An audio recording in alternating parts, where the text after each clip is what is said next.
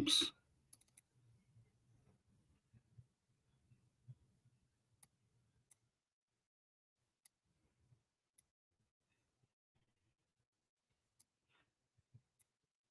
What up, people? Or one person as you get in here.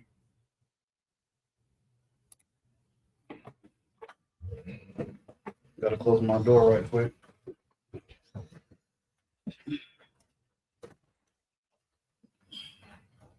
Cool. Um,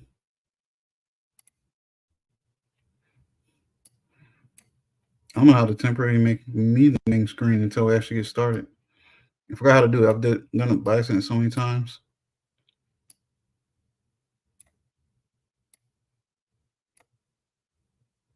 Mm.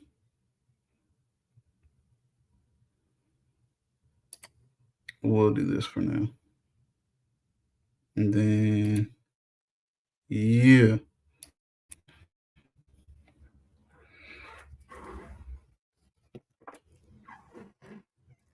Anyways, what's good?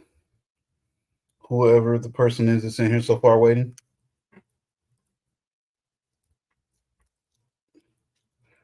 We'll kick it for a little bit while we wait for a few other people to get here before you start it.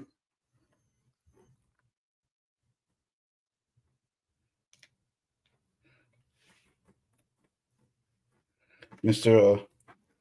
If y'all didn't catch the community post, Mr. Andre, bright of short stature, got a family thing going on tonight, so he's gonna do his show tomorrow. We got 3 in here. We'll wait for 2 more, and then we'll get started.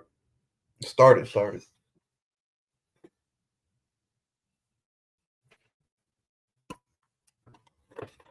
DH, what's good, bro?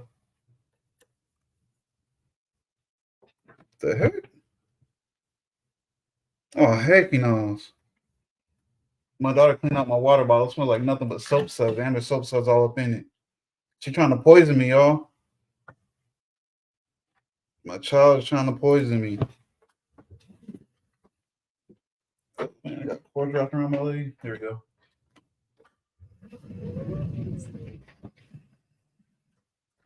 Little girl, come here, please. Come here, please.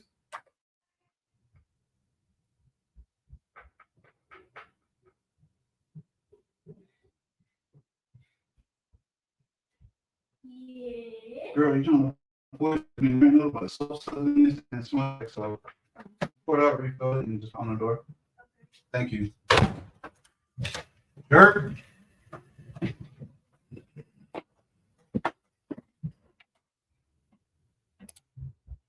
All right. All right, man. Where'd the other person go? I wasn't gone. I was here. What up, Sonny? I can't believe that girl tried to kill me like that. Actually, quite a few people got family stuff going on tonight. So some people I know they said they're going to come in late. If we got to start it with just me and you, D Hill, that's what we'll do. Oh, now we got 4. One more, and we'll get started.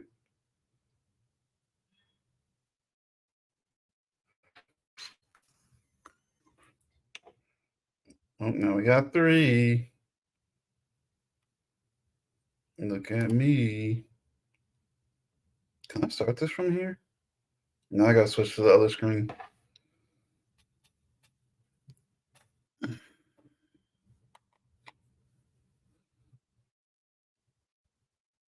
All right. She's taking too long. Person number 5 is taking too long, so we're going to go ahead and get this started. So,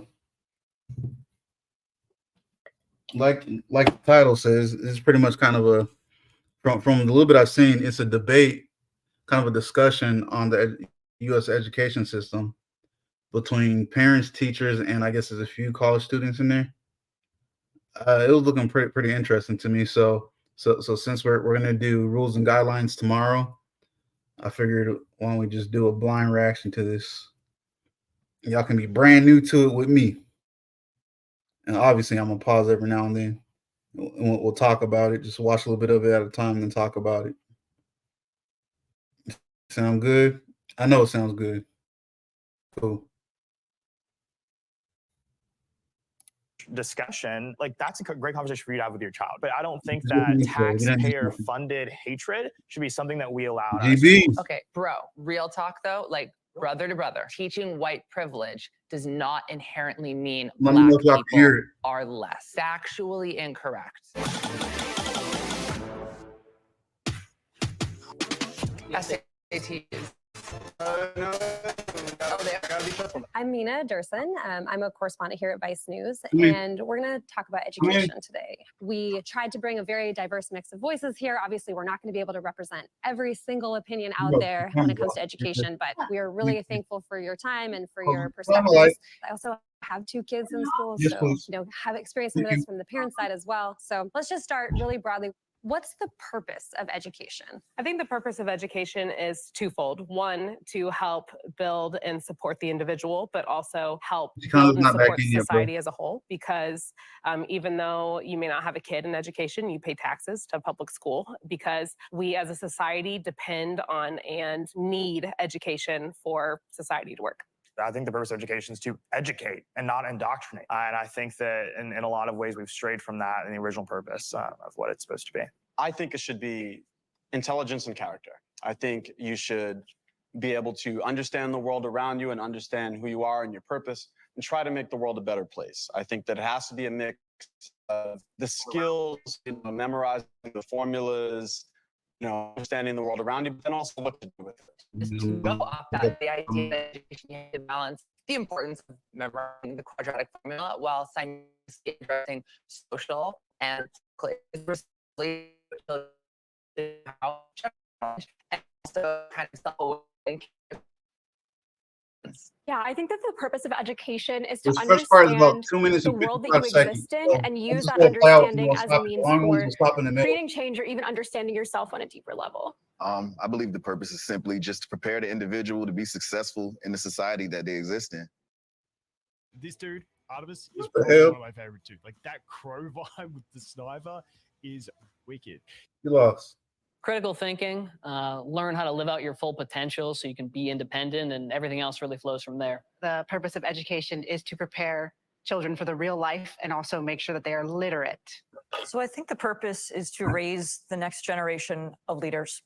And when you think about what you want your leaders to be like, you want them to be knowledgeable, and you want them to be compassionate, you want them to be self-aware, you want them to understand the best way to move forward, not just for themselves personally, but for their whole community. When we talk about who's doing the educating, who should decide? All right, let me stop it there right quick. What do y'all think about that first part? I guess the intro, they're kind of just talking about what the purpose of education to them is. Oh boy, I hope this don't go too fast with me today. So I'll start right quick. So to me, the purpose of education, honestly, to me, is an introductory to the real adult life, kind of get you the basics, and kind of, like as you're going through school, you learn your own techniques to do some stuff. So maybe math, maybe like multiplication is hard to you, but as you get older, go through school, people, they'll create their own techniques of doing multiplication. Like for me, when I was younger, I would always think of the big chart, that big chart that starts from 1 to 12, the big square chart, and I would just kind of picture that in my head as I'm counting to do my multiplication. And then, you kind of apply that to other things in life as you get older, or those techniques. And obviously you learn to read, write, add, subtract, the basics. That's kind of the purpose of it to me. Sonny said, I think both teacher and parents are important. We didn't even get there yet though. But I agree with that.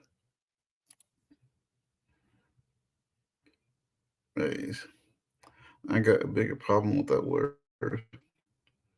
I'm in the part where they said that. And definitely, anybody, everybody, feel free could jump in, add your input, jump on the panel when we pause, or just chill up there, whatever.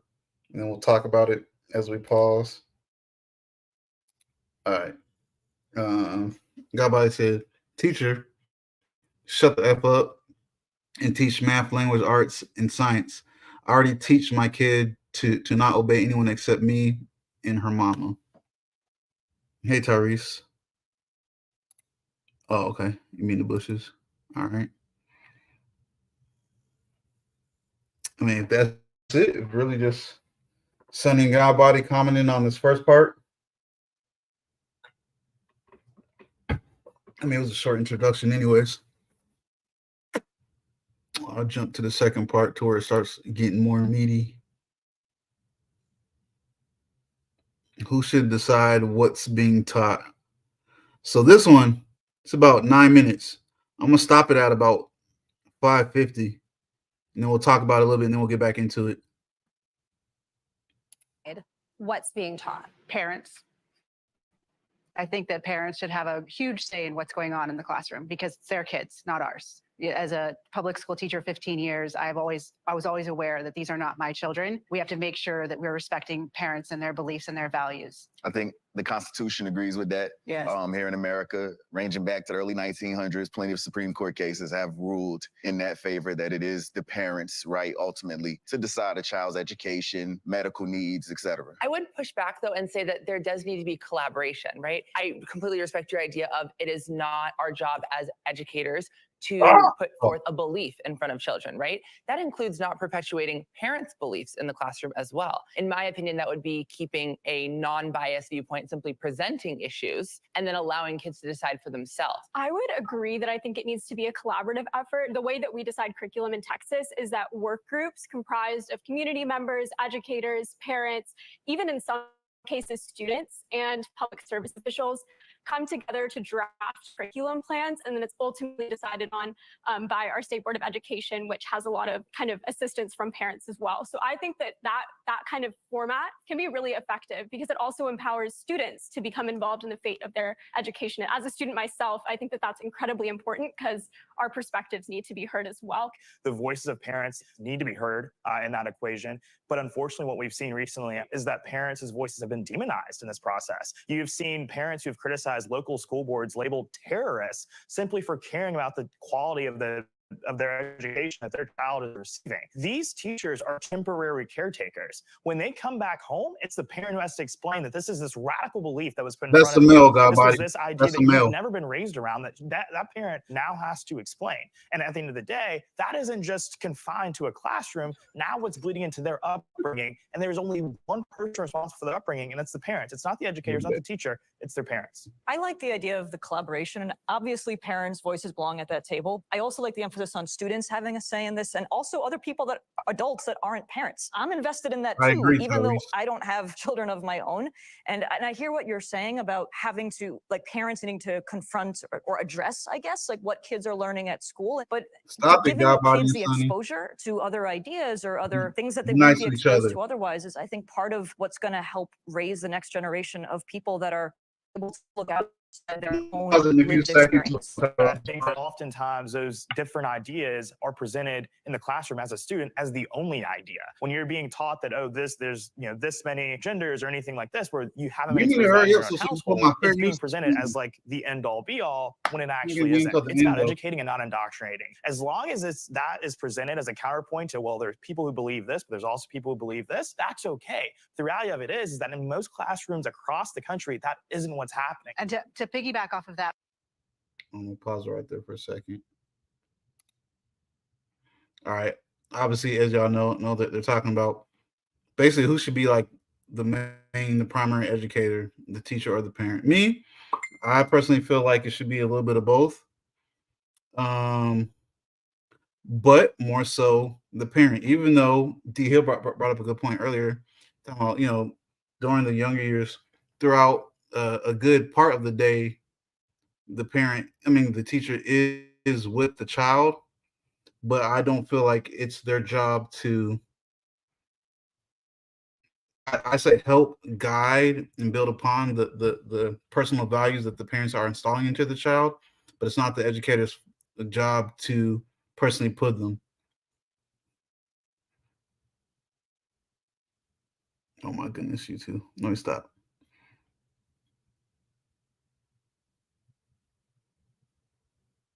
Oh my God. Anyways, anybody else have anything to say on that part?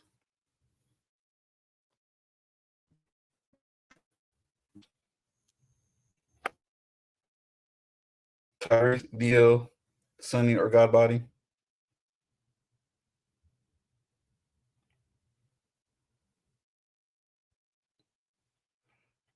Bro, I'm about to pull my belt off.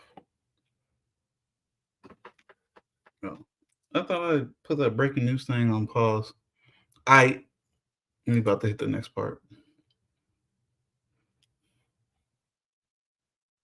One side is labeled as a bigot, white supremacist, homophobic. There's a lot of parents in America that are Christian, or, you know, they believe in two genders, gender binary.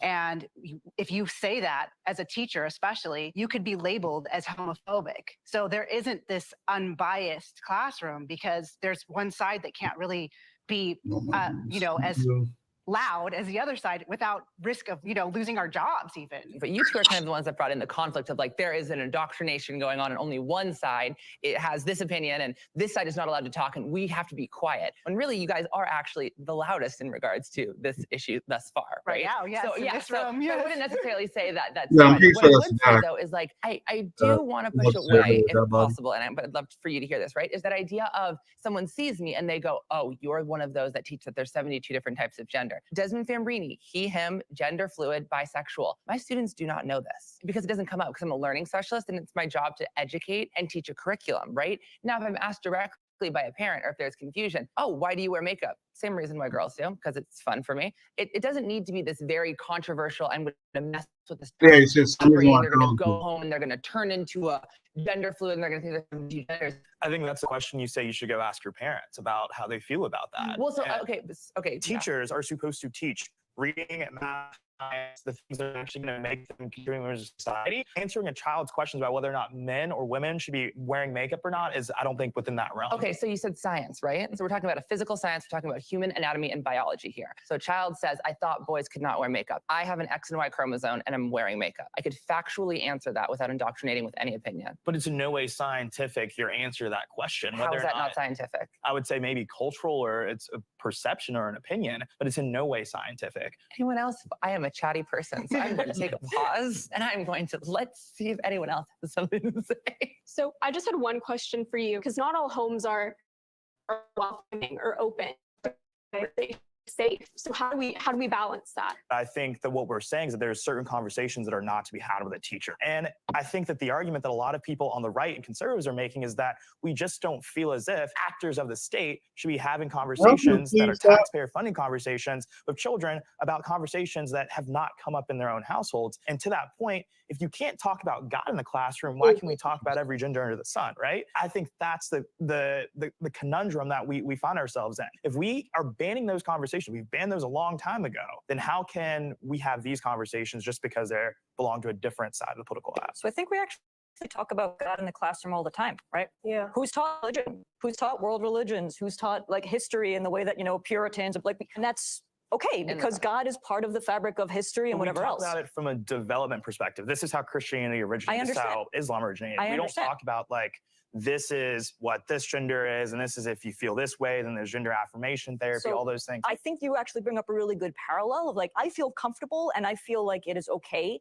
to talk about identity issues the same way we talk about God. Not indoctrinating anyone, not telling this is what you have to be or you have to believe, but saying this is something that some people believe. But in the sense of gender identity, I don't see that parallel. How is that making someone more literate, more successful? What I hear you saying is that learning about different gender identities does not make somebody a more considerate, well-rounded person, but learning about different religions does make you a more considerate, well-rounded. I'm saying that is a part of history. I don't understand where gender identity falls within what we should be teaching. Religious history and God comes into play in terms of history, cool. But don't gay people and trans people too? It's not like I'm the first transgender person to ever walk this earth. Like there are trans people that were and gay people who were part of major movements in this country, like from the civil rights movement to the feminist movement to, I mean, obviously Stonewall. Like, isn't that part of history too?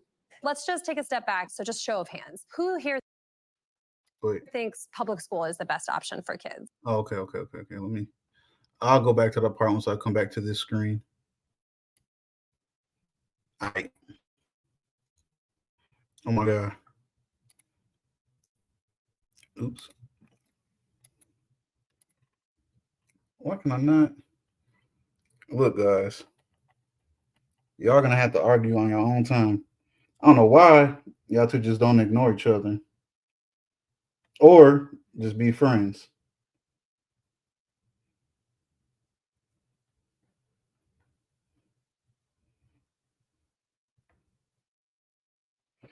You got Andre over here texting me and stuff. He ain't even supposed to be watching. He's supposed to be doing family stuff. Time's y'all up for 1 minute. Supposed to be talking about education. I don't even know why my notes are popping up. Pretty much what it says, or what I'm getting from the second half, is they kind of took it to like, you know, the same dangerous conversation that, well, I say dangerous for some people. I don't mind having these conversations. Just a lot of people start getting emotional and all act all crazy about it.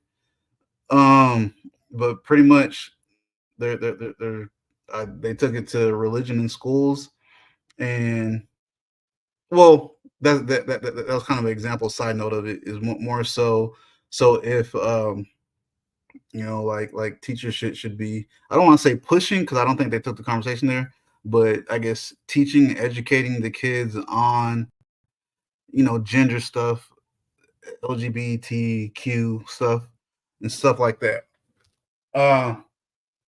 Excuse me. I've always easily said, to me, that's on my job to educate my child, children, whatever about it, and then allow them to make their own choices as they get older and grow and stuff like that.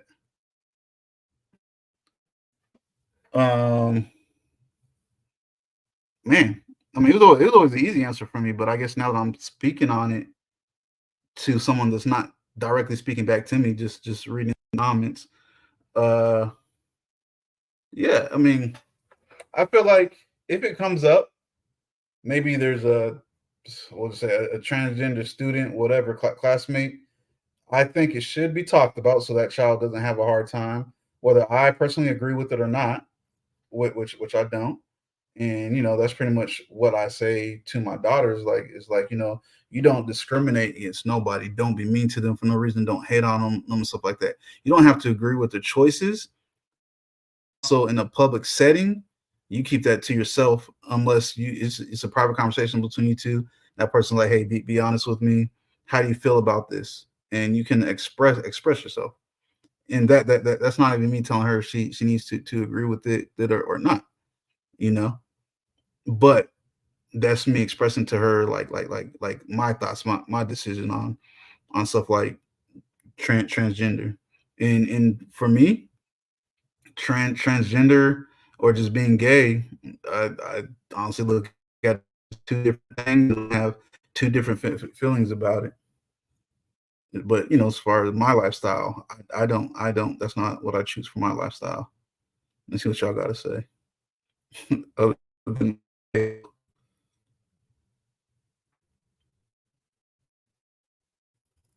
I was about to respond to you guys, but I can't respond to it.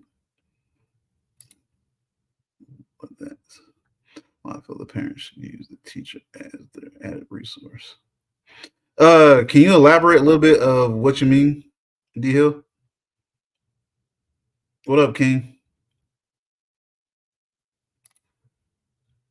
My teachers played an important role in my life. You know, honestly, Sonny, you know, I feel like, I mean, whatever. I can't speak for everybody, but I feel like I do feel like for most of us, we've at least had maybe one or maybe a few teachers that was like that stood out more.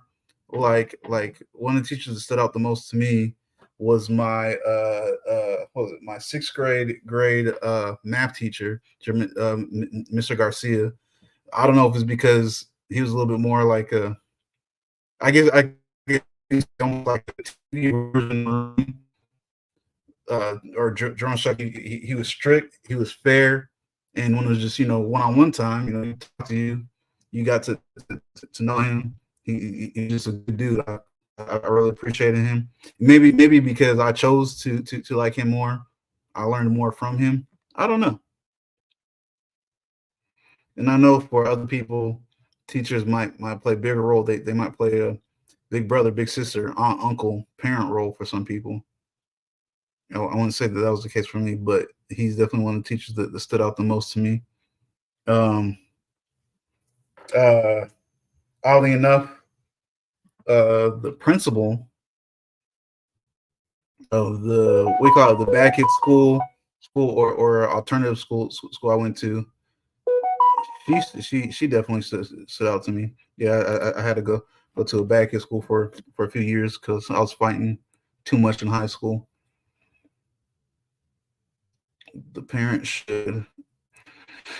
should conference with the teacher and tell them that, oh man, we got parent teacher conferences coming up soon too. I almost forgot. Anyways, and conference with the teacher and tell them how they like them to instruct their child or let them know their limitations with their child while in their care.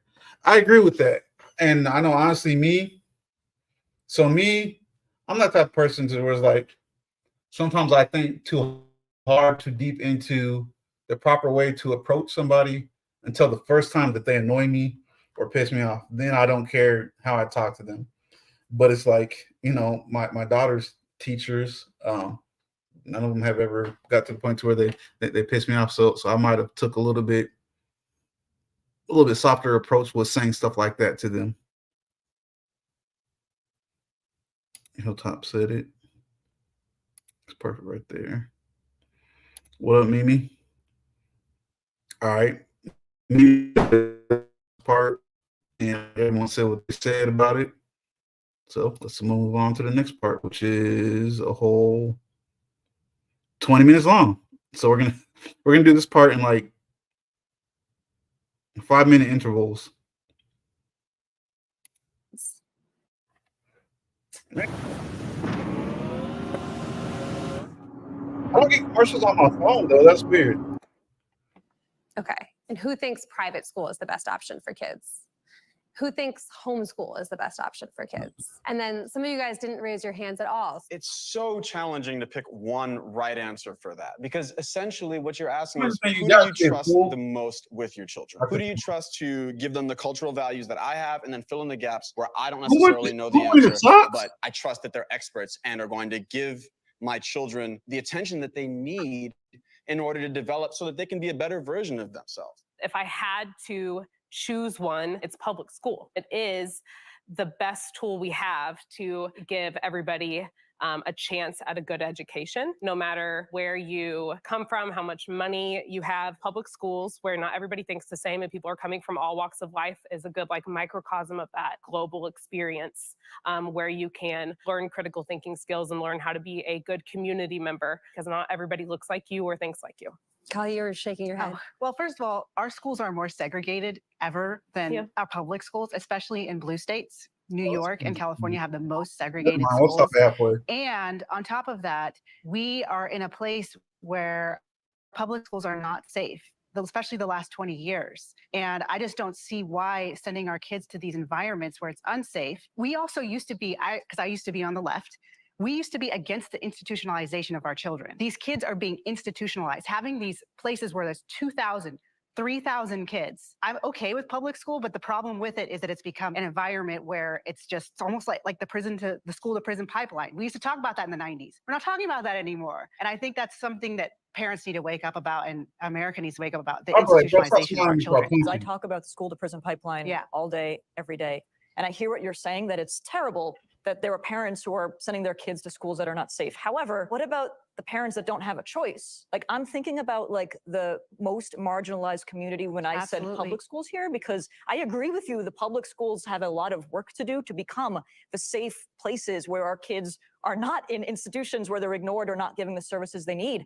And also for the people that don't have a choice and that is the only option their kids have, I just believe that's worth fighting for. That's why I said, I need to mute Absolutely. this I'm a right big quick, or advocate mute for school myself right choice. quick. Well, why don't we just Yeah. show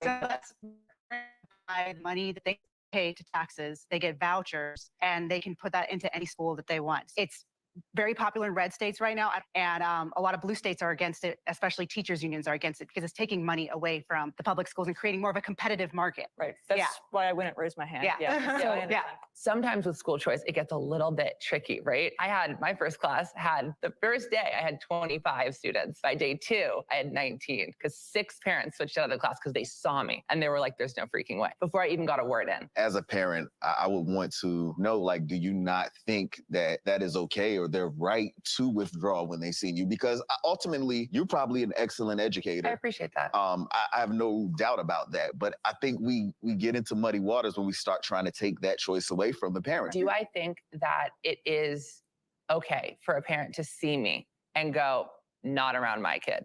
No, I don't think that's okay. I feel like really crossing the line because you are, for lack of better words, discriminating against me openly. That's like seeing a Black teacher and being like, there's no way. It is the same. It is the same. It's Not still the quite. right of the parent to make that decision as to whether or not they want their child to learn from you. Okay. Like, it's still that parent's right. Like, you can disagree with their motivations, their motives, their ideas, Would you but say it that is still their child. This started around school choice. Even if you want to decide on a different learning environment for your kid, the people that do not have the option to send their child to a different place are should not be so low. And that's my concern with choice, is that sometimes people think that if everyone moves to the suburbs, who is teaching in these schools where everyone has decided they don't want the tax dollars going to? And that's one of the big concerns with funding of education. Makes it so that people that are stuck with these as their options don't end up with as a school. Everyone deserves to have their kid go to a good school. Well, All right, I'm gonna go back to home this real quick because I kind of missed that person. Openly. That's like seeing a Black teacher and being. That's why the comment, ultimately, you're probably an excellent I educator. appreciate that. I have no doubt about that. But I think we get into muddy waters when we start trying to take that choice away from the parent. Do I think that it is okay for a parent to see me and go, not around my kid? No, I don't think that's okay. I feel like that's really crossing the line because you are, for lack of better words, discriminating against me openly. That's like seeing a Black teacher and being like, there's no way. It is the same. It is the same. It's Not still the quite. right of the parent to make that decision.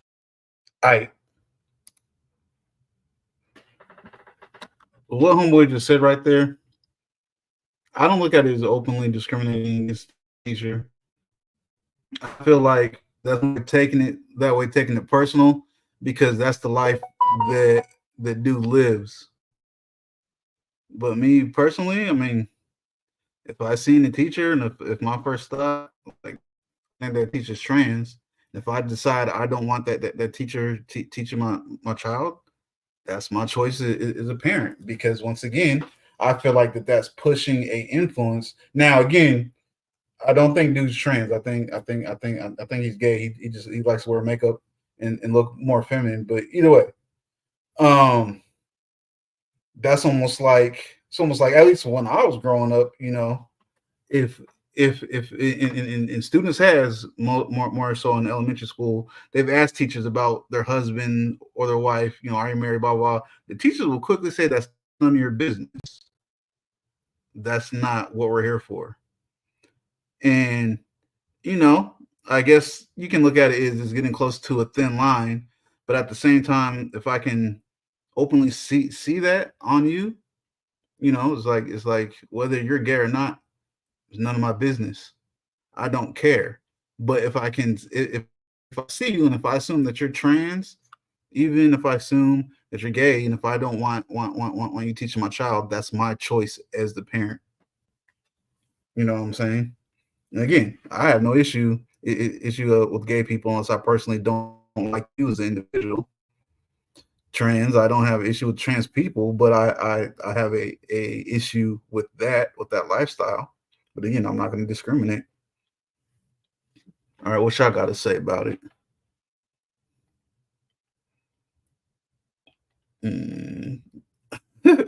I needed that at the start.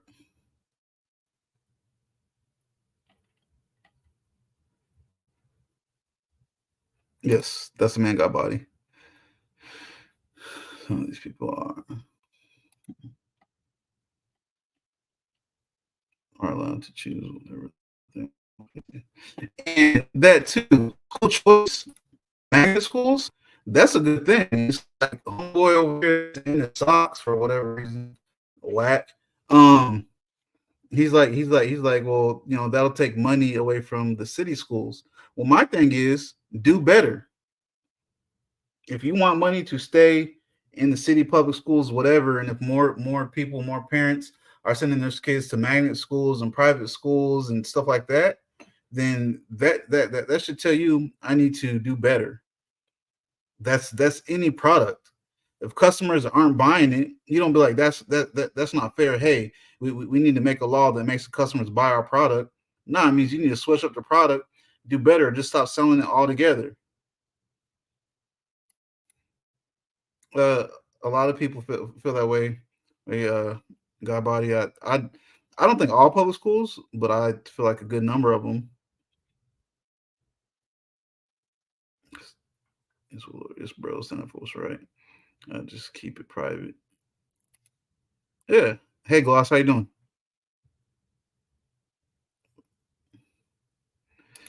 As far as in school and stuff, no. And I might just be too old school. Again, the teachers make sure that we knew it was none of our business. All right, got you, D Hill.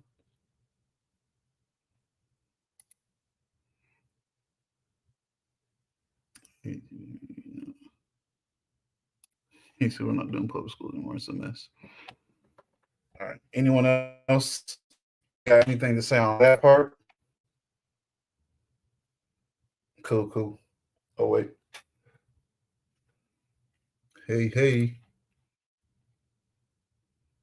I'll slowly click on it in case someone says something. I don't say nothing. As to whether or not they want their child to learn from you. Okay. Like it's still that parent's right. Like you can disagree with their motivations, their motives, their ideas, Would you but say it that is still their child. This started around school choice. Even if you want to decide on a different learning environment for your kid, the people that do not have the option to send their child to a different place, the bar should not be so low. And that's my concern with school choice, is that sometimes people think that if everyone flees to the suburbs, who is teaching in these schools where everyone has decided they don't want their tax dollars going to? And that's one of the big concerns. With funding of education being the way that it's set up, it essentially makes it so that the people that are stuck with these as their options don't end up with as good a school. And everyone deserves to have their kid go to a good school. Well, if there's school, it won't be stuck with those options. They can have other options. That's the whole point of that. Also, it is the school district's job to appropriately use those budgets. Most of the budget in the schools aren't going to the teachers. We got cafeteria workers, janitors, all of these people that are getting paid. It used to be 9 out of 10 people that were employees of schools and districts were teachers. Now it's 50-50. Yes. So there is some mismanagement of funds in this country. We actually fund our kids really well. Yeah. I agree wholeheartedly. Too many administrators. Just to go back a little bit to like when you guys are raising your hands about the different choices, you raise your hand for homeschooling. Can you talk us through like why do you think homeschooling is the best option? Well, if we look at the history of this country, a lot of people were homeschooled. A lot of our founders were homeschooled. Like they only went to school till 3rd grade, a lot of them. And I think what has happened is parents have decided that the government is going to do a better job at raising their children than themselves. We have also come to a place where school is taking up the majority of our day.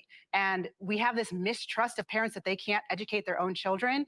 And I think that that's wrong. I think that a lot of parents, and if you look at homeschool data, like my friend Phil right here, he's got 7 kids and he's homeschooling them all. And actually homeschool kids are turning out really well. I think you bring up a lot of very valid points, but I have to say, and I just want your opinion on this, I would never homeschool my own kids. And I want my kids to be smarter than me, than I ever was. How am I going to have a child that is smarter and does better than I do if I'm their only teacher? You grow alongside your child. Okay. I think as a teacher, I feel like I've learned the most in my life as a teacher, like more so than in college. And, so parents becoming teachers is actually good for them as well. Okay. And then even in the public schools, a lot of teachers are relying on the lesson plans. But speaking from experience, I got to give the credit where it's due. My wife does the homeschooling in it, and I've watched that process of her learning alongside, to make sure when they ask these questions, I'm getting knowledge on the material as well, so I can help you get through it. Nothing replaces that value, that bonding time that she gets to have with the kids. I taught high school for 6 years, and I quit, and I'm a stay-at-home mom with my own kids. So we're a one-income family. We're lucky enough to be able to live off of my husband's salary. Would you say that most homeschool families have one parent working? I do think the statistics show that is the case. It's like the only way to do it well. Pretty much. And, another misconception, though, that they think it's a matter of income and homeschool families have to be rich and et cetera. And I think the average homeschool family makes like $65K. So the reality is they're scaling back and making sacrifices for this lifestyle because they value what is coming out of it. So let's just say that for the people that homeschool isn't an option, what is for so many people it's not. I do not think that school choice is the way to go about that, which I know is a lot of people's answer to that. Can we just get Sean in here? What are your thoughts on this? School choice gives people an exit ramp. You get to send your kid to a school that best fits what you think is best for their development. At the end of the day, it's kitchen table conversations about we've worked hard to raise a family. We want to spend our money in a way that best fits our child, best fits our family. And when you don't have school choice, you do make those trade-offs. There are real consequences there. The school is considered one of those shared spaces, one of those last kind of shared spaces where you might bump into someone who maybe comes from a different background than you, has a different ideology than you. What do you lose if you homeschool and then you're not putting yourself in these kind of situations? What you lose is negative influences. One of the biggest things I think when it comes to homeschool is knock this away from you baggage. We've went and taken our children to pride parades. And you know what I mean? We've been there, we've been loving, and we showed support to the people there. But at the same time, we explain our views on the matter that we believe marriage is between a man and a woman. And from experience and talking to people, I understand that a lot of people who choose that lifestyle, it is based on trauma. A lot of were molested or sexually assaulted as children. So I don't think it's okay for me to teach to my children that this is something normal we ought to accept when it doesn't progress society. We would not be able to procreate if everybody were to choose that lifestyle. So I think it's okay for me as a parent to say, hey, this exists, that exists, but this is our view on it, and this is how we want to present it to them. Do you think it's somewhat problematic that you're going like, well, this is our viewpoint, that marriage is between a man and a woman because we can't move society forward with gay couples? Like, we have factually proven that incorrect. I can actually tell you that gay parents on average make exceptional parents and do exceptional things with kids because they adopt, and they only adopt kids when they are financially capable, which actually makes kids of gay parents actually more successful and academically competent. So gay parents actually are very good at moving society forward, and we have the statistics to prove Could that be a long-term solution, though, if a large population chose to choose that lifestyle? There would be no children to adopt. No one is choosing this lifestyle. That's an opinion. Okay, It's not an opinion. It's just. Okay, sorry. Did you choose to be straight, sir? I've been teaching for 15 years. So have and I. will say that there is some kids now that are going for that community that are doing it not out of a genuine, and there's pockets of them too. Like you'll notice like friends One great straight, he can never that tell they're will twiddling his all of a sudden fingers. decide that they're now trans. The idea of LGBTQ being trending and the idea of teaching kids that being gay is a choice, those are two very So different. I'll answer that. Yes, I chose to be straight. Absolutely. So When you can you tell us about it? so you Did you consider actually the you alternative? could Like- be attracted to me if you wanted to be. Absolutely. Well, Okay. And let me explain. I have seen transgendered people who I thought were female that were very attractive. I didn't know. Now, once I find out that that's not what you are, I am choosing not to pursue that. That's what I mean. So yes, you can be attracted to someone that is of another gender.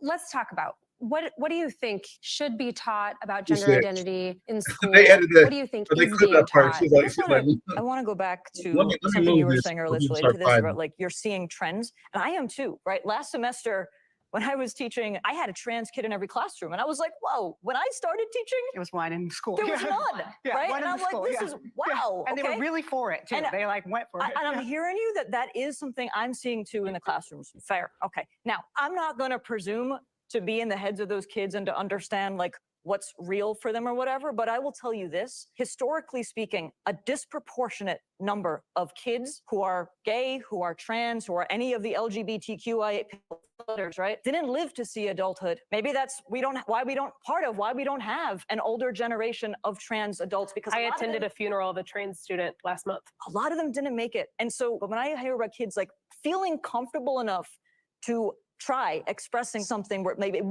wouldn't be able to do in other spaces. And I understand that maybe that's not what you want for your kids, but I'm thinking about the most marginalized, vulnerable people. And unfortunately, statistically, for our queer youth, disproportionately fall in that category. Mind you, with the whole concept of school choice, I'm all for parents who agree with what you're teaching, sending their children to you. I just think ultimately it should be within the parent to make that choice. What do you think?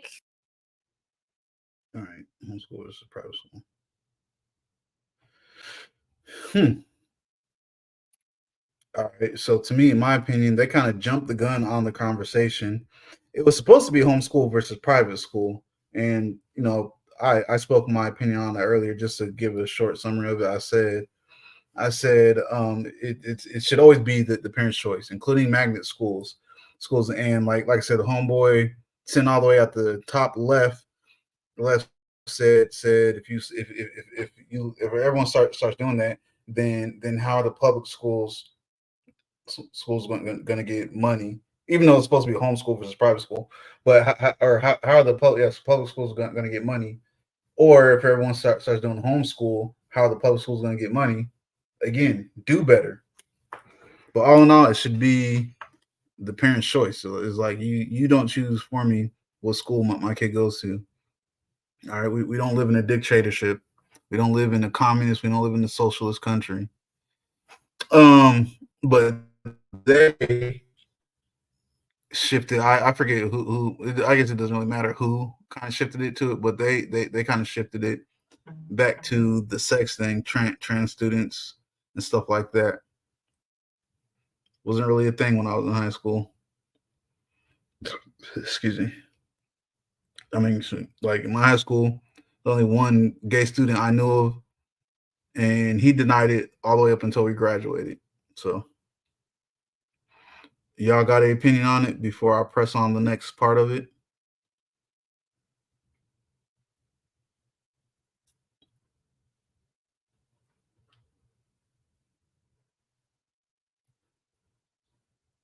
Nope. All right. Why can't I press play from within this, though, if the screens are connected? Oops. It annoys me that I can't do that. The next part is supposed to be sex education. Should be taught in sex ed. I think it should be health education, yes.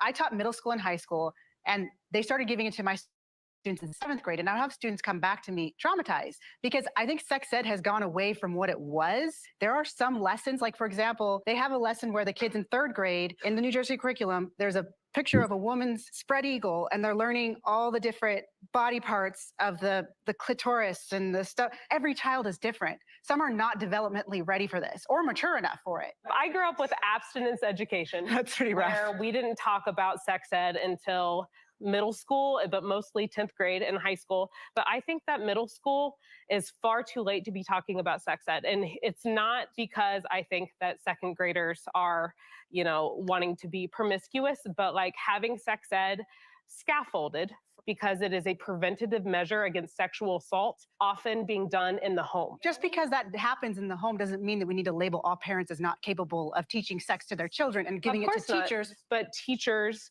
for a lot of children, are the only trusted adults, and it is incredibly dangerous to remove teachers who are trained professionals to deal with these crises in the home from the situation. And that's just like a funnel for child I think a huge thing that's missing in education in the schools when it comes to sex ed is consent. Yeah. You know, that's not being taught at all, to my understanding. I It never was a learned it in consent schools. form for me when I was that in creates school. I mean, consequences when you look at the this was situations high that are going on here. I think that we have such a hypersexualized society. Obviously, kids are having sex younger, they're hooking up younger. It's just reality.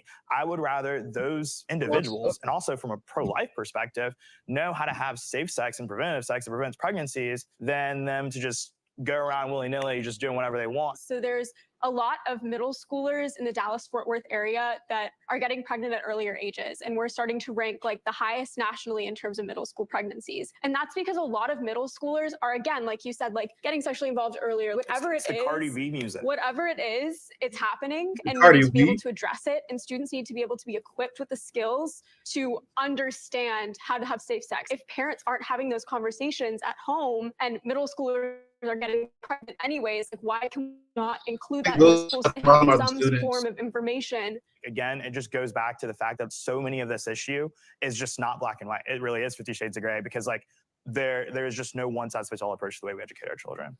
What age do you think sex ed should be taught in schools? Like starting at what age? Probably at some point during secondary school, because if we're talking about it scientifically, kids need to understand that science is a body of knowledge that we're building together. This is what we currently understand about human anatomy. As far as like actually getting into intercourse and the details of all of that, in my experience, I usually at least start giving that understanding around 7, 8 years old. I think that sex ed is a lifelong discussion, and it starts, I mean, as soon as you can communicate. Now, that doesn't mean that you are giving a high schooler's curriculum to a 3-year-old, but I'm already talking about consent and using proper anatomical language with my children, and that's where it begins and it ends in adulthood. I think as long as it happens in a way such that, to the point you were making, that like kids are being protected, that's what I would say we prioritize. I would say go back to the way it was when I was in elementary school. They separated the boys and the girls,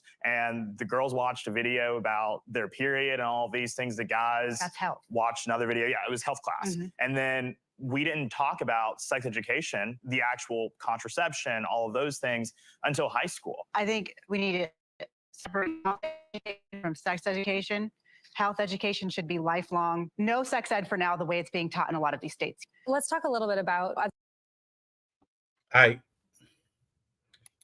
Yeah, for me, sex ed was like a period in health, and it was like in 9th grade. Now I remember there was a consent form to even do that part, and the people that didn't get it, they did some separate health stuff, but I think everyone's parents signed it anyways. It wasn't the same stuff that I'm hearing about nowadays. Obviously, none of us are in school anymore, so I can't say firsthand about the crazy stuff. But you hear about it. What are y'all saying? No one cares about you eating honey. God body. No, I actually need to figure out how to make those honey lollipops. That should be taught at home. God body feel like sex ed should be taught at home. Yeah, I mean, I can agree with that, and I also, again, don't mind it. Parts of it, if it's actually educational, being taught in school, not the stuff I'm hearing about where they're trying to put books on the reading list, where it's talking about little boys and girls playing with themselves because they're curious. That's something. If you're curious, you either get caught by me, daddy, or mommy, and then we explain stuff to you, or you ask us a question. Life has been working that way for billions and millions of years. I agree. They are doing some weird stuff. The stuff I be reading about and hearing about. God body said teachers not trusted. I don't trust Google for fair news about anything. I would use preferably DuckDuckGo or Bing. I think Bing is still non-biased. DuckDuckGo is non-biased, but DuckDuckGo is going to put more popular stuff at the top of their search engine. It's scary. She did catch a stray. I don't even think he said her name right. And honestly, nowadays there'll be people I'd point out before Cardi B. I do feel so all a part of that conspiracy agenda. They're again. I mentioned it I think twice before. There's a book called the Brave New World. If you read that book, so much stuff that's happening nowadays is in that book. And it's always crazy how a lot of these old books foresaw how some things are going on nowadays. And that's one of the things. Desensitize everyone to a bunch of stuff. Make everyone kind of almost worship almost a government entity without it actually being worshipped. Just a lot of stuff that you start to notice nowadays. Teaching autonomy, is good, not sex. That's for home teaching. Can agree with that. Oh, I mean, again, I still think it was done maybe even middle school, because I mean, really, that's where people start hitting puberty. You know, you can in health, you can talk about puberty stuff. I personally wouldn't mind, but I think that's just like a personal mind or don't mind thing as a parent. Because you said you don't think there was a consent form from free school.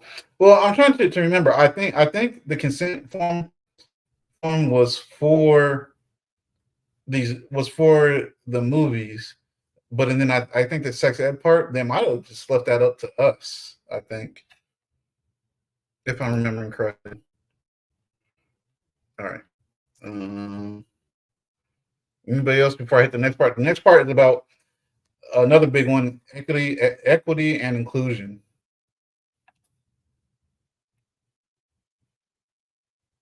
Nothing. All right. Other things that fall under the responsibility of what teachers do in the classrooms. What is CRT? Critical race theory in reality is this complex legal institution that relates race to all of the institutions of America since its founding and since its birth. And it's something that I've never learned about in my classroom. I don't have any friends that have learned about it in their classrooms. It's something that's often taught on the graduate level or the undergraduate level. So I think that it's kind of not a great term to use in reference to conversations surrounding K-12 education, because it's not actually something that's even on the docket for consideration. Oh, perfect description. I could not have done a better description if I tried. It is in our schools. I saw the lessons that contain critical race theory in California. It said the words critical race. It said the words critical race theory. And yes. She's not wrong. Yeah. She's not wrong. Because some schools have implemented CRT into their curriculum. It means different things for different districts. So this is about to be a very complicated conversation. So in my district, and this is in California, they're requiring class called ethnic studies in order to graduate. And in the class, they were taught about critical race theory. They were taught the definition. They were taught to analyze school policy through critical race theory, and they were taught how critical race theory is beneficial to analyze the US. It's basically like this idea that every institution in America, every institution, that interaction that you have has some sort of element of race. And usually there's a hierarchy of oppressed versus oppressor. And there are kids in America in K through 12 that are being taught that. And I'm so tired of people saying that's not happening when it is. And then when I expose it, I'm being called racial slurs, names for exposing it. Come on, guys. So I think we need to stop not being in America and change to should be taught in America, because it is. There are teachers that are teaching this. So there's a recent bill that was passed in Texas called Senate 3, and it completely revamped Texas curriculum standards and basically eliminated all requirements for teaching of history education in Texas that relate to diverse perspectives. So teachers can go through the entirety of K through 12 education without ever talking about slavery as an institution, even though it's thoroughly ingrained into just the history, just the basic facts of America's history. My understanding, I don't see the banning of slavery being taught in It's Texas. not the banning. Yeah. The issue is that it's no longer. I know that bill. It's no longer required. I know that bill, and I know it also states that you're not supposed to teach it in a way that causes mental anguish. So it does not ban it. It doesn't ban the talking of the institution of slavery, but it does create a loophole for teachers to never touch on the topic at any point in a child's education. And that is something that is happening. And it's something that is happening to peers of mine. It is something that is happening permanently in communities outside of, I guess, my home city of Dallas, but having traveled and having talked to students across the state of Texas, I can confidently say that there are teachers who are not teaching very key facts of American history because critical race theory conversations have so clouded the teaching of history as an entire whole. It's not often called CRT anymore. It's called diversity, equity, and inclusion. It's called all these different names and labels because of how divisive of a thing that it is. And I think at the end of the day, the big thing here is that let's teach Black history. No one on the right is saying, do not teach Black history, do not teach slavery. If we forget those lessons of the past, we're bound to repeat them. But what we're also saying is that stop being vindictive towards white people for being white. No one alive today was a slave, and no one alive today owned slaves. And so for white children to sit in a classroom and be blamed for sins that they themselves did not commit is wrong. For Black people, for Black children to sit in a classroom and be told that because of the color of your skin, well, it doesn't matter how hard you try, you're really not going to go that far because it's hates you and you have all these structural barriers preventing your success. That is also wrong. That is not lessons of hope. That is not lessons of opportunity. And I think that is what schools should be about. You can't create the next generation of leaders if they are never capable of seeing themselves as leaders, right? And I think that is what CRT, unfortunately, in some ways, it does to young children of color. What CRT means to me is obviously really different from what it means to you. And when you were saying before, kids are being anguished, I am not for kids feeling guilty about being born in the body they were born in. That's not what I taught. What and did you I wasn't. teach? I mean, what did I teach? Well, for one thing, I taught about slavery. For another thing, I taught about the ripple effects of slavery that we're still feeling today. In no way saying that people of color are less than or can't be, or no, not the opposite. Saying people have persevered through things that I myself as a white person will never understand. To really make this micro, the way I see it is there is no reason that kids of a certain age, right? Because it's different teaching with year-old to a 17-year-old or in college shouldn't learn about the history of slavery, the history of redlining, the history of Italians being lynched in this country, et cetera, looking at the facts and looking at some of the horrible things that have happened so we can learn from it. That is a totally different conversation than when you've got instances like in Cupertino, California, where you have 7 and 8-year-olds who are being sat down and said, okay, time to do a privilege exercise. That's what happened. Let's write out, where you are on the power system. Because that can create situations where students have warped views of themselves, especially if they're young. And I don't think it's appropriate because of the emotional impact it can have on folks. If people are actually. All right, we'll rewind a little bit to get what Homeboy with the Waves is saying. So for me, I honestly feel like the idea of it originally probably was in the place, but I agree. I think it's gone too far. Like my dad retired, last thing he wanted to do, he wanted to have an impact on future younger leaders of the Navy. So instead of taking another command master chief role, he just took a master chief role as the basic equal opportunity advisor, and he taught a lot of classes to the young officers coming in. I forgot where I was going with that. But anyways, I feel like equity and inclusion. It started out probably in a good place with a good thought, but it's just it just goes too far. Me, just the way I was raised, being in the military, being a military dependent myself. I grew up around all types of different people. Some of my bestest friends from the military, they're white dudes. I don't want nobody feeling guilty to be born the nationality that they were born. I don't want my child or nobody feeling like I'm just automatically the underdog in everything. No, because I teach my child, I was like, hey, you need to recognize and not be conceited about it.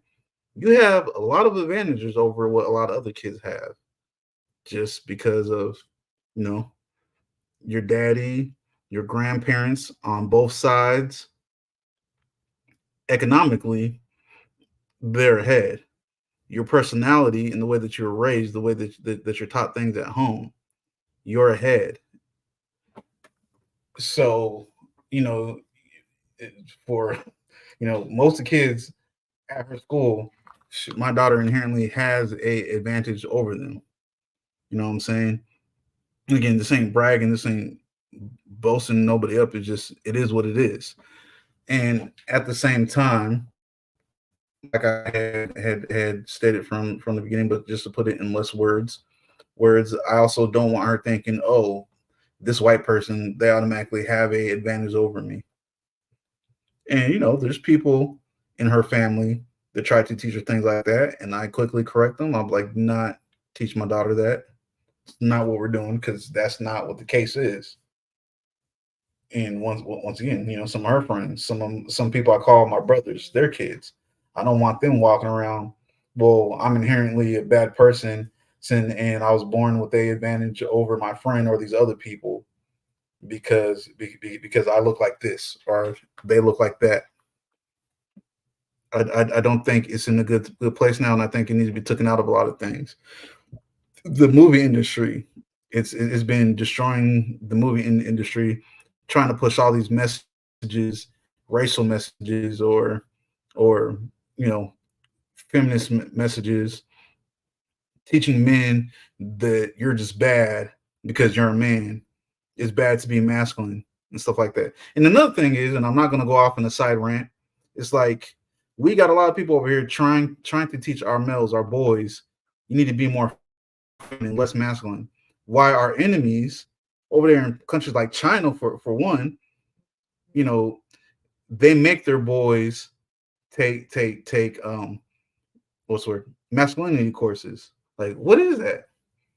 And I'm pretty sure that they're happy. They're praising that. It's like, no, I don't want my son to be I guess whatever, however you even want to look at it. For to be nice to some people, I'll say I don't want him to be 90% feminine, 80% or 10% masculine, and versus 90% masculine, 10% feminine. But really, the way I look at it, just 100% masculine, because masculine isn't a bad thing. Feminine isn't a bad thing. It's a bad thing when you start connecting it to things that it shouldn't be connected to, in my opinion. Let's see what y'all guys say.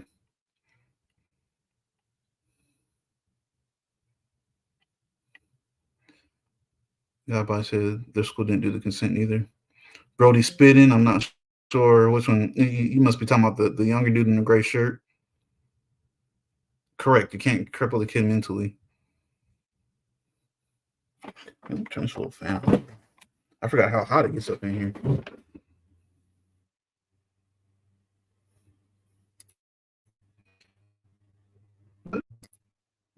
Make them feel like they're limited before that.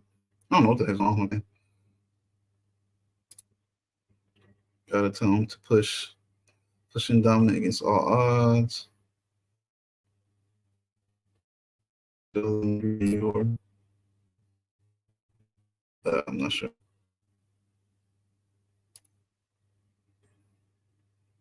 Right. Anything else on that part before I move on to the next?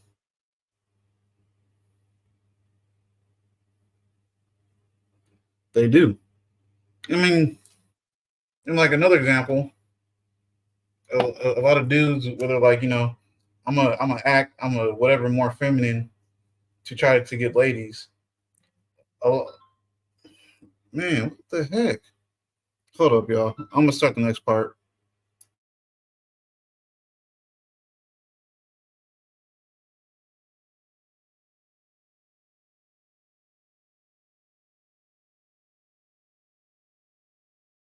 Actually being sat down, being like, if you're white, you're an oppressor and you're bad. That is not okay. That is not CRT. That is not critical race theory, and that is not culturally responsive teaching. So it's not necessarily being blatantly said, but it's being implied over and over again. Okay, there is definitely a way to teach CRT without it putting anybody down, but it's like, hey, just so y'all know, if you're interested, there's different types of racism. There's the idea of racism as you treat someone differently because they're a certain color. And yeah, you could be racist to a white person if you don't like them for being white. Now, there's also systemic racism because we took a whole bunch of slaves from another country and brought them over here. But with that said, right, there's different types of racism here, and you can expose yourself to different ones at different times, but you don't have to make anyone feel bad. You just say the statistics the way they are. You're not saying one person's good, one person's bad. You just go over the definitions. How should we be teaching race? Well, I don't think we should be teaching white privilege in the classroom. But teaching about race, if you're, in your ideal, setting, Yeah, I think how do you think race should be Is that taught? because you think it doesn't exist, or because they can't handle it, or like I think what? that, again, when it comes to the privilege discussion, like that's a great conversation for you to have with your child. But I don't think that taxpayer-funded hatred should be something that we allow in our schools. Okay, bro,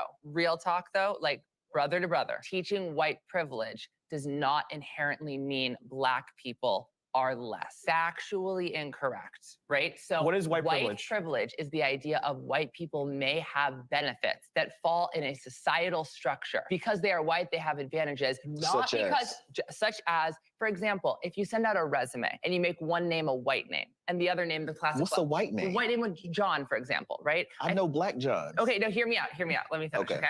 We did a study. I didn't do the study, but we did a study where basically it was sent out 2 different resumes. They were the exact same. Okay. Right? One was given a classic white name. The other was given the name Jamal.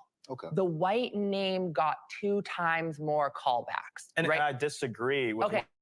what you're But saying. the idea of white privilege, right? The idea that somebody that is white may have an advantage does not inherently mean you are teaching a Black individual they cannot accomplish great things. That is completely separate. So we're talking about fake biological science and social science. We're not even in the same building at school right now. Well, again, in regards to these like audit studies about like what is a white name, it's not necessarily that the name itself is white. It's that the perceiver, the person that is reading the resumes, for some reason feels like when they see a white name that they are on their team, or that there are positive stereotypes associated with people being white. That's what we're talking about when we talk about white privilege, is that, okay, if Oprah goes into a store, people might not assume that she can afford the things in that store because she's a Black woman, even though she is Oprah. But if someone was white and goes into the same store, some people, because of their own racial stereotypes, might believe that they can afford it. And so that's what we're talking about when we're talking about white privilege, is the sort of systemic benefits that you get from society. No, I want to add, though, what you're describing, though, is discrimination. But Yeah. to call it privilege when the reality is, let's say you take the white person who would be considered white trash, you would get the same result. So I don't think you can necessarily assume that that's because of race, and definitely can't call it systemic because of personal decision to be discriminatory. Should it be taught to our children? Right. And Should it be? And should we be telling Black kids that you're going to get discriminated against because of the color of your skin, with loans, with redlining, blah, blah, blah? there is a way to teach culturally responsive teaching without being narrow-minded, but it's hard. But just because it's hard doesn't mean we shouldn't do it. Even if you talk about the systems in place that privilege different groups at different times in different spaces, I'm not saying that when you teach CRT, when you teach about the history of this country that has privileged certain groups and not privileged Black people, I think it's important to acknowledge that Black people have persevered throughout. There's excellence. And I think that you do all kids a disservice when you say, okay, the history of Black people in this country, or the history of women in this country, is that they were oppressed the whole time and they weren't resisting. And then this war happens, and the slaves are freed, and the Black people just stop resisting, economic injustice until the civil rights movement. That is not the case of history in this country. And so I feel like it's very important, if you're teaching about, race in this country, it's about resistance. It's about resistance to the power structure that suggests that some people deserve to get more if they work hard than another group of people if they work the same level. And not just resistance, but resilience. You mentioned history, and a lot of you are educators. I'm just curious, what do you think should? All right, they're about to get on the history. Even though I missed part of that because people are told them I'm doing a show right now. Just wait. Sound gay, GB. Feminine and fellow families. That's one in fellow families. Blah, blah, blah. I agree. Anybody got a rebuttal for those two comments? Feminine and fellow families. masculine women fail their families? Anybody got a rebuttal? Y'all can't let God body do all the talking.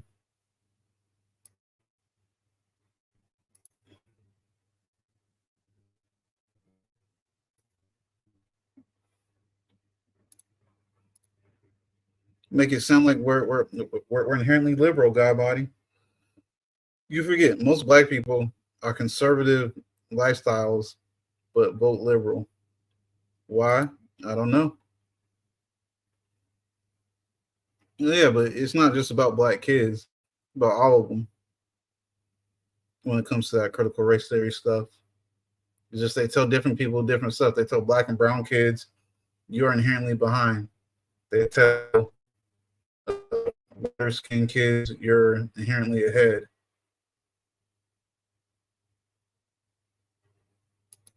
We should. I agree. Why am I touching this on my phone? Correct. I agree with that 100%.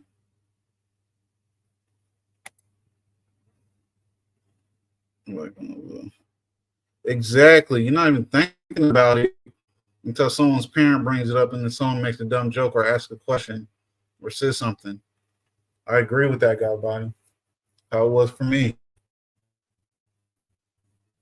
I can't say I was seeing racism until I was in. I mean, it could have been around. Well, it definitely was around me. Yeah, I mean, my mom even told me a story about my my kindergarten teacher.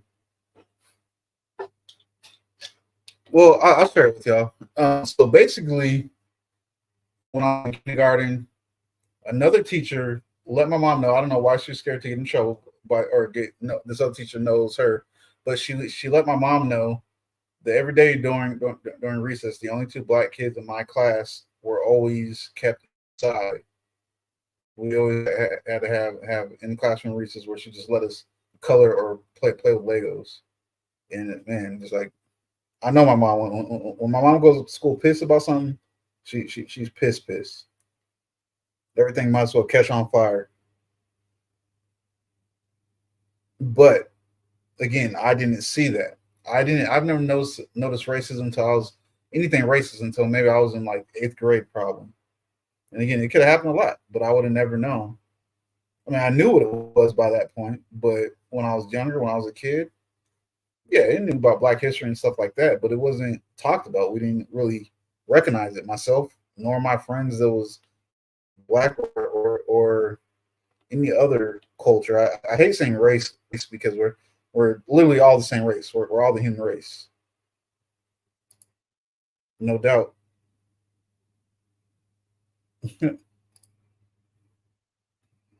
But oh yeah, so basically with that, we were both switched to different classroom. I don't even know if the other kid's mom knew about it or parents knew about it, but she made sure we both switched to a different classroom. And I'm not sure what happened with that teacher. I think she was dying of cancer. Anyways, not saying like like it's a good thing or she deserved it. I'm just saying they felt bad or whatever. Oh yeah, I remember my mom said she was like here or something.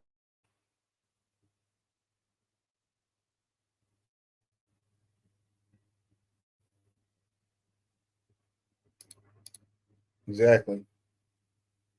And I think the last part or second to last part is history, U.S. history. So I guess it kind of ties into what they were talking about. Should or shouldn't be taught, when it comes to U.S. history in the K through 12 environment.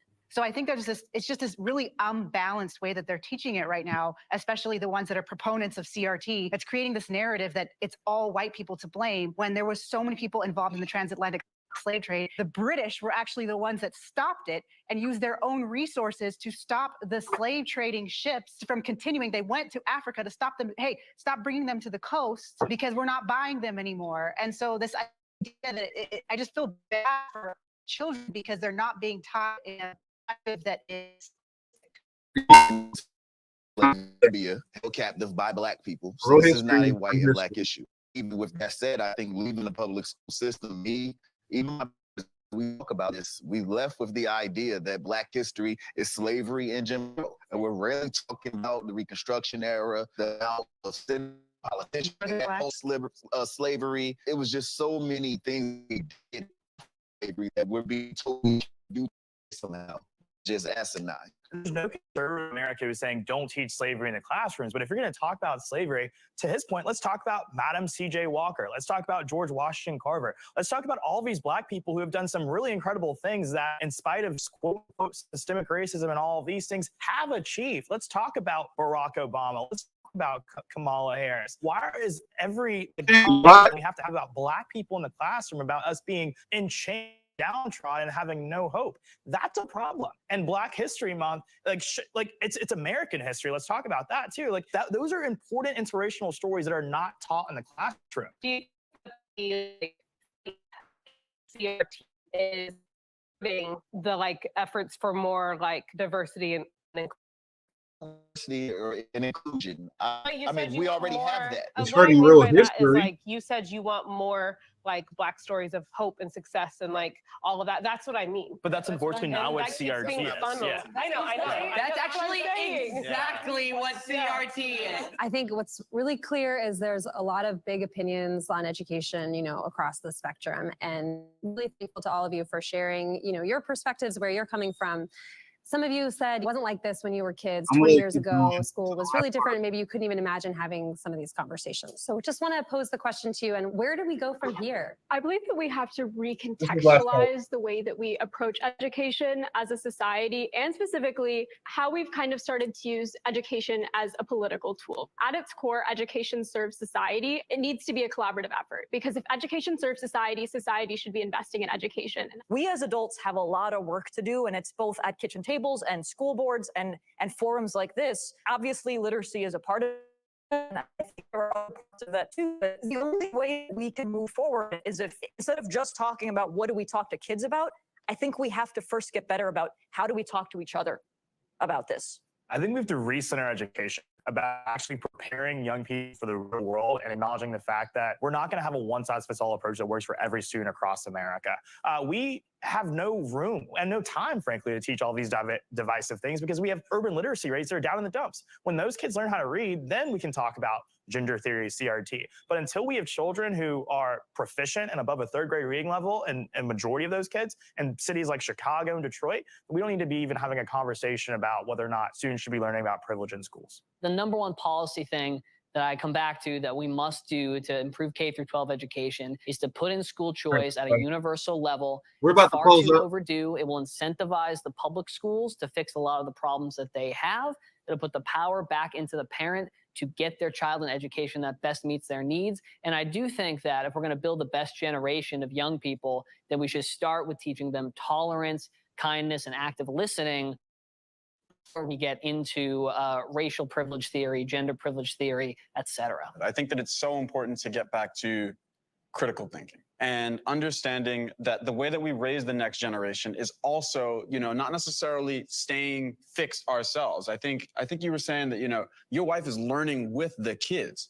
And if we continue to learn about, hey, how do we do this better for ourselves? How do we treat each other better? The more that we do that, the better that we will be able to collaborate with people we disagree with, the better that we'll be able to make a curriculum that actually does speak about the excellence that you're able to do if you, continue to challenge yourself and strive and push forward. On this panel, a really huge set of diverse opinions. There wasn't really a bad guy. It was, we all wanted the same thing at the end. We just had different ways to get there. So I just think the collaboration is really what I'm taking away, because you can collaborate with anyone. I think we need to make sacrifices for our children's future and prioritize them a bit more today. Aside from that, if you choose a public school route, I'm all for the collaborative effort, but what that needs to look like is parents showing up to the PTA meetings, showing up to the school board meetings, knowing and being inside the classroom and being actively involved regardless of which route you take. I think we put too much faith into the education of our children in public education when we should be doing more of that ourselves. And we need to make sure that we put more power into the parents and empower them to take control of their child's education. We just need to stop burning down the house. I truly believe that we can save public ed if we stop arguing with each other and start pouring more resources and really buckling down to save this thing that really in turn saves us as a society. We can do it. We just need to stop chasing all of these like boogeymans that we are just like kind of seeing in the media just to polarize everybody and make everybody so angry. Like we need to stop that and like save what we have, because what we have can be great and we need it. Okay, I think that will do it for us. Thank you all so much for taking your time and for sharing your opinions and being so respectful of each other. Really appreciate the conversation. Thank you. You did it. You passed. Shut up. Weak clapping. Anyways, wow. Wasn't nobody there to participate in the last part of the conversation because Godbody's gone. Mimi wasn't here. And for the other people, well, you can't really participate in the conversation, but the other people, the two others in the bushes, I have any opinion about the end of it. But basically the question was, well, where do we go from here? I think we get back to the roots. For me, is going to be different from the roots for someone that graduated 5 years before me, 5 years after me, and so on and so on. You know, about every like 4 or 5 years, what we're going to call our norm when I was a kid, the old days. Okay, I'll go Godbody. The old days is going to be different. So as far as like where we go from here, I say we get back to the roots. And like even when my parents were in school, they even had like a rifle education class in school where they would go to the shooting range after school. We could get, y'all know me, we could get that back. I'm all for that. But things was more basic, less complicated. I feel like that, not even just in schools, but we're talking about schools right now, that people that look for things to complain about, look for an issue, look for there to be. I think they create monsters and boogeymen not there. And not there, I mean as in a whole, as in a majority of the country. Now, each individual issue needs to be fixed. Something needs to happen about it. It needs to be fixed. You don't just ignore it because it's not a majority of the country. But at the same time, don't create a problem for all of us that's not there to where we start to get silly. And I believe that we were slowly starting to get that way. And they were like, oh, parents aren't really saying much about it. Let's keep on pushing and pushing. And that's where it started to go. You know, parents weren't pushing. So we start to get more and more crazy equity and inclusion, more and more crazy as far as taking stuff out of schools. You know what I'm saying? I mean, like, I guess on the flip side, the reverse side of what they're saying, but with the crazy thing, I remember my ex-wife's little sister, when she was in, I think, 7th grade, I was at ex-wife's parents' house, and she brought home but got annoyed. And it said, let's say list 3 things that the slaves was happy about. You know, it's like, I guess I can see what they're trying to say, but at the same time, that's dumb as hell. It's dumb as hell. What is there to be happy about when you're enslaved? And that's what I mean. It's just more stupid stuff starts creeping into the school. Or like these like books that we were talking about where they're in elementary schools and middle schools talking about, you know, Curious Susie, where she's like playing with herself and full on graphic pictures and stuff. I don't want my kid to see that. You know what I'm saying? Let me teach her about that. Y'all can teach her about herself when she's a little bit older, when she's a little bit more mature. But like Godbody was saying, like I was saying, overall sex education, leave that to me. And life is going to teach her things anyways, just like all of us. We can't act like it wasn't there. We learned things from our friends, from TV, from the internet, life. But we learn values and stuff about that stuff from our parents for the most part, whether we listen to it or not. So all in all, basically what I'm saying is for me, my opinion on where do we go from here is we start getting back to simpler, more basic things. Stop making everything extra complicated. Stop creating monsters that's not there. The only monster you need to worry about is me or yourself, but mostly me. But all right, that is about it for today. We, like I said, we did something a little bit different because Mr. Andre is doing some family stuff tonight. We will be live with him doing his normal Rules and Guidelines show tomorrow. And hit that like button. And if we earned your subscription, please subscribe and follow and hit the bell so you get all the notifications. Once again, we're getting closer to it. When we hit 200 subs, we're going to do a money raffle. Y'all have a good night. Thanks, Gloss.